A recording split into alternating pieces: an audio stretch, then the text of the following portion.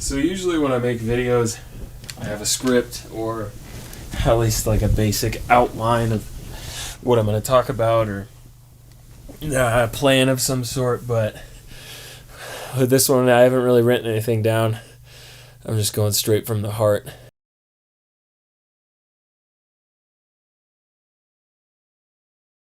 One word, gamers. 2 words, gamers, gamers. 3 words, gamers, gamers, pro gamers. We're talking about the last one. Game over, you died, final round, Ganondorf. Yes, my son actually does own the game. Now, go ahead and give him the necessary day 1 flu shot. Oh my god, it's 87 gigabytes. Here at Jakey, Shredder's Outlaw, we can help. Words critically acclaimed sequel, Xenon the Zequel, because apparently we're just making up words now. Make sure to subscribe to my second channel, Jaquan the Jequel. You can't spell ignorant without IGN or ants. These games have so many fucking cheats, they should be eating Cheetos. Be right back, gotta go to hell now. So I think it was like 2015. It would have been like February or March or maybe January. It was early 2015, and I was living in Denver with my sister, Marianne. If you're familiar with Denver now or in the past couple of years, it's pretty expensive. And I was working at a restaurant. I was hosting and bussing tables, and I made decent tips, but I didn't work a whole lot, so I was pretty poor, which partly was on me because I wanted free time to do things creatively, but nothing was really happening, and I was very depressed. And of the 2 brothers I have, Isaac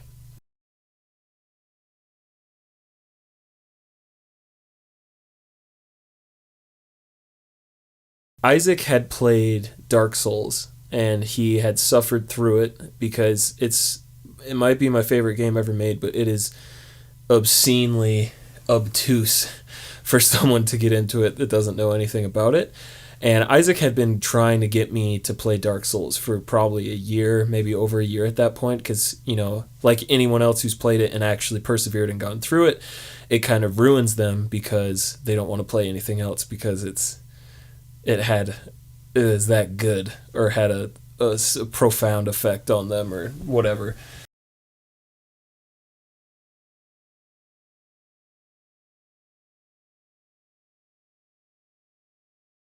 I remember when I made it back to Firelink Shrine after going through Undead Burg and before you fight the gargoyle dudes and just hearing the Firelink Shrine music and like being like, oh, holy shit, like realizing where I was and where I had gone and like mapping out, you know, all of the locations in my head, realizing the map was fully connected. And I remember that was the moment that I was like, okay, there's something going on here. And then for the next month or couple weeks at least, the game just like consumed me because I was super depressed and I was working on music, but other than working and sleeping and hanging out with the few friends I had, and there's some girl stuff going on in there somewhere, all I basically thought about was playing Dark Souls because I had kind of been getting burnt out. Like the only games I would really play were like Smash or Left 4 Dead with my brother, with my friends, and Dark Souls like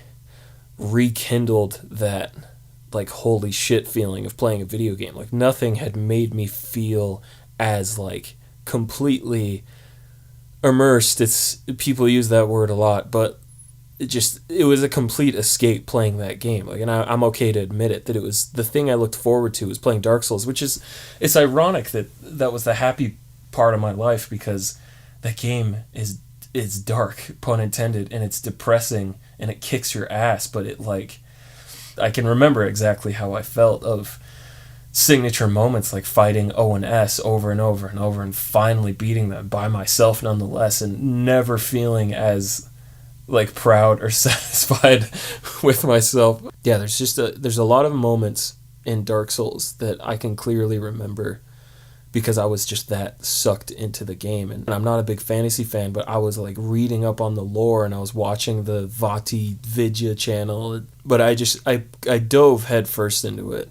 And it's like one of the few games that I've actually bought like the art book for because I was just obsessed with it. And one of the main things I think about the game that really stood out to me was that it was dark and it was depressing, but there was just like a beauty underneath all of the backstories of the characters, of the tragedies or the bosses, or like the Artorias boss fight is probably my favorite boss fight in any game, just because it's super fun and he's such a sick character, and like there was just so much connection between everything in the game, of the lore and just the feeling of the different environments, and the fact that the map is connected and you can see Ash Lake from Tomb of the Giants, and you make it to Ash Lake after going through the Great Hollow Tree, and you realize how crazy vertical and deep the map goes. And it's drink break.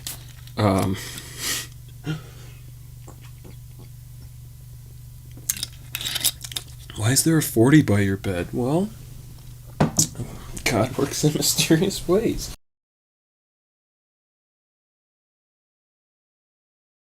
In a time where I was super depressed and I didn't have any direction, and all my friends that I had were in college, and I was barely making any money, and